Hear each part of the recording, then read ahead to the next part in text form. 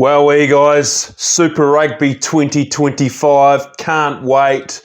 It's coming towards the end of cricket season. It's been some good Boxing Day tests, hasn't it, guys? But 2025 Super Rugby, can't wait. Guys, in this video, I'm going to be covering two main areas. So firstly, I'll give you my Super Rugby squads, the key players and comments I think about them in 25. And then finally, I'll be giving you my predictions, the best Australian side, my bogey team, and then who I think will win the 2025 Super Rugby comp. Firstly, the Hurricanes. Yeah, looking at their squad, guys, it's quite a young sort of squad, but certainly enough talent across the board. For me, some key players include the likes of Peter Lakai and Asafo Amua. So, look, Peter Lakai, he's had a couple of games for the All Blacks last year. I think he's a real young talent, and look, if he can play well for the Hurricanes, certainly he'll put his hand forward for the All Blacks and help the Hurricanes have a good season. The other one's Asafo Amua. Look, he had some really good games for the All Blacks last year.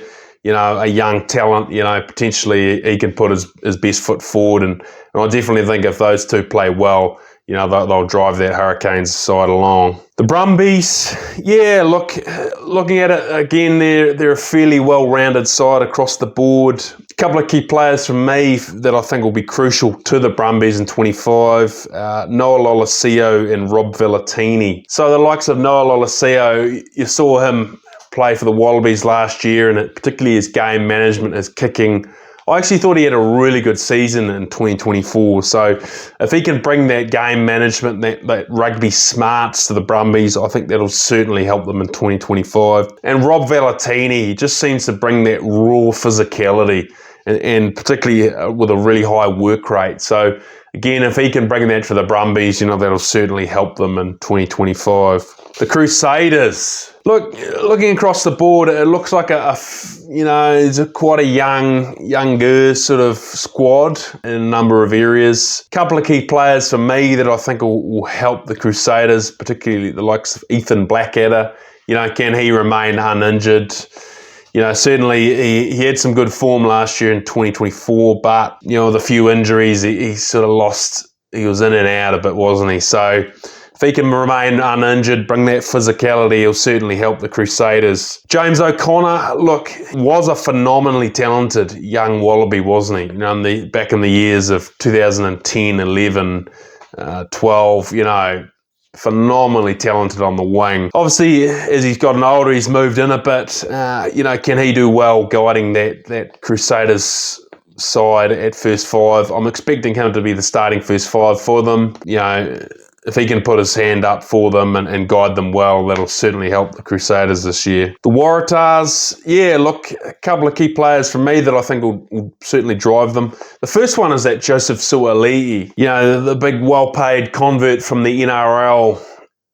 He's a big man, isn't he? He's got, raw speed, raw physicality. His ball skills are phenomenal talent, but, coming from the NRL, he'll just need a bit of time to get used to rugby union. But again, if he can have a good season for the Warratahs, that'll really help them this year. The next one is Tani Alatupo. He's a big man.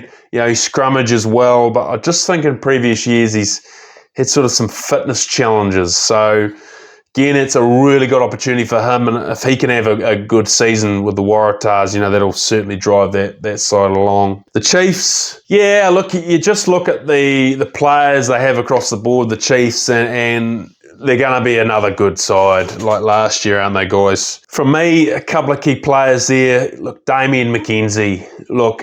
If he has a good season this year, that'll be significant for the Chiefs.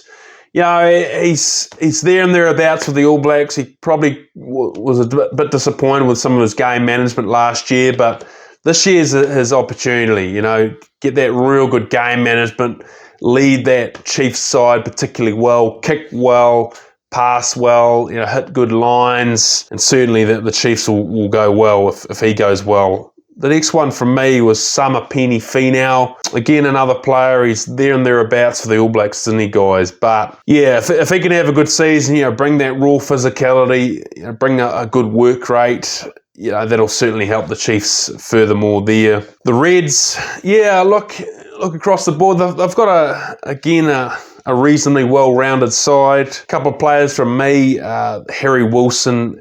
Particularly you saw him at the end of last year. He had a really good standout season for the Wallabies. And he brings that raw physicality, a good work rate.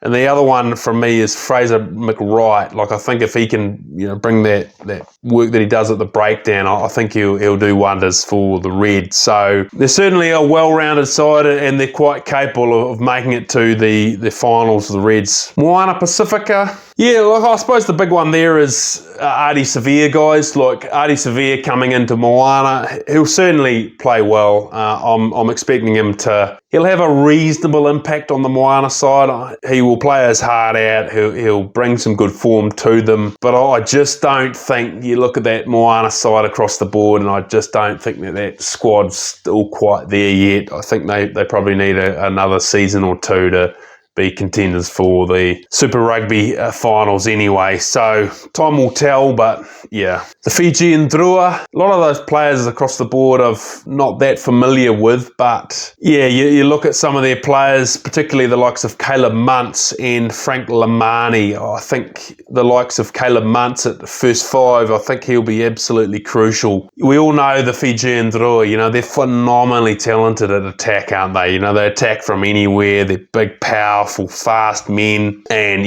certainly if you're the Drua are losing by 18 points, the Drua can easily score 3 tries in 5-10 minutes. So they're a good side, but particularly Caleb Muntz, his game management will be crucial. When to pass it, when to attack, when to kick. So if he has a good season, that'll help them.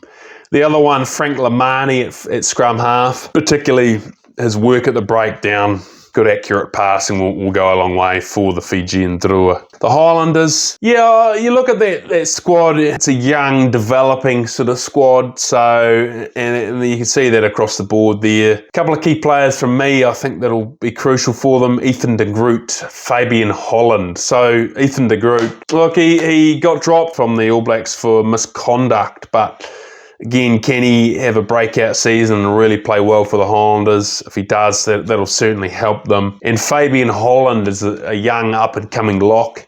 He's a big, tall, powerful man. Can he cement himself in that Highlanders squad and have a good season and put himself forward for the All Blacks? Time will tell. The Western Force, you look at their squad and there's some good players. I think overall it's probably going to be a challenging season for the Western Force overall. But again, time will tell. A couple of key players for me, Nick White. So he's going to be hungry for that Wallabies jersey, isn't he? Particularly, he's a competitive man, isn't he, guys? If he comes in, he's hungry, he's clearing, he's passing well, he's attacking well, he's sniping that breakdown. It will certainly help the Western Force. The other one is Darcy Swain. So the Blues, guys, you look across the board at their squad and it's pretty well rounded, and I think they're going to be a tough side to beat, the Blues, aren't they? Particularly with some experience of the likes of Bowden Barrett's coming back. What is he? Over 100 Test All Black. Will he simply replace Harry Plummer at first five, or will Harry Plummer go first five, Bowden at fullback? But certainly Bowden's game management and kicking, passing, etc., his leadership will be absolutely crucial for the Blues in 2025. The other one was Ricky Riccatelli. So he's always been there and thereabouts, hasn't he? He's a big, abrasive hooker, isn't he? Set piece work is solid. His line out throwing is good. Can he have a blinder of a season to help the Blues and put himself in contention for the All Blacks? Guys, my prediction. So I suppose that the big thing from me, though, with all the squads was there's a number of teams that are quite well rounded. I think we're going to see closer games than we did in 2024. I don't think there's too many sides there that look really weak on paper. other than probably the Moana Pasifika side that look quite weak on paper. So I think it should be a good comp. But my best Australian side, for me, I think there's the two main ones for me are the Warratahs and the Reds. Like, you look at the Reds and I just like their well-rounded squad. I think particularly they're going to bring some firepower in those loose forwards. They had a good season last year, bringing some raw physicality with their forwards, and then some dynamite in the back line. But I just think my best Australian side will be the Warratahs. I just think you look at some talent they have. You know, the likes of the Suali'i. Look, he's real talent, isn't he? And I'm sure if he plays well for the Warratahs, that'll really help them in 2025. But not only that, look, they've got a few players from the Melbourne Rebels.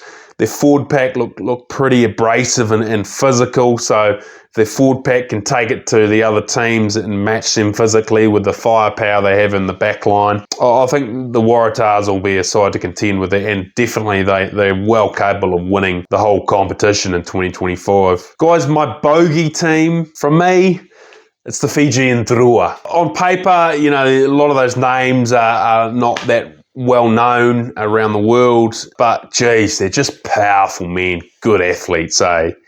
And they play just a really simple but very effective game, isn't it? You know, attacking from most places in the field, but they spin it side to side with just these raw athletes that, you know, and you miss one tackle and it could be try in the corner from anywhere in the field. So even though teams know it's coming, you've still got to defend relentlessly for 80 minutes against them. And yeah, I just think their physicality with their forward pack, you know, they're capable of blowing some of those Super Rugby sides off the park physically, you know, the size of their forwards. So, and yeah, they're a good side for 2025. Finally, to who I think will win the 2025 Super Rugby competition. Look, there's a number of sides that are capable of it, guys. Like, I think you look at, firstly, the Blues, the Chiefs, the Hurricanes, probably a younger side, but I wouldn't write them off. The Crusaders, I probably wouldn't write them off either. You know, the likes of the Drua, the Reds, the Warratahs, you know, all really quality sides that are capable. For me, though, I'm going to go with the Chiefs. Now, I just think I like the look of their squad. I think they can match other teams physically or beat them in the forwards, you know, good solid forward pack. You know, Damien McKenzie at first five, you know, he's going to want to have a really good season this year. He's going to want to show some really good leadership, good game management, kick accurately. Last year, you know, they were finalists. They lost in the final. They know how to get to finals. They lost one last year. They'll be hungry to do better than what they did last year. Yeah, and I just think across the board with that hunger, I think they're my side that's going to win the 2025 Super Rugby comp. Guys, let me know your thoughts on my prediction. Who do you think is going to win the 2025 rugby competition? And guys, if you're enjoying this content, you know, please show some support for the channel. It will help it get better over time. And, you know, please hit that subscribe button, like, comment, share it with your friends so we can develop the channel. Cheers.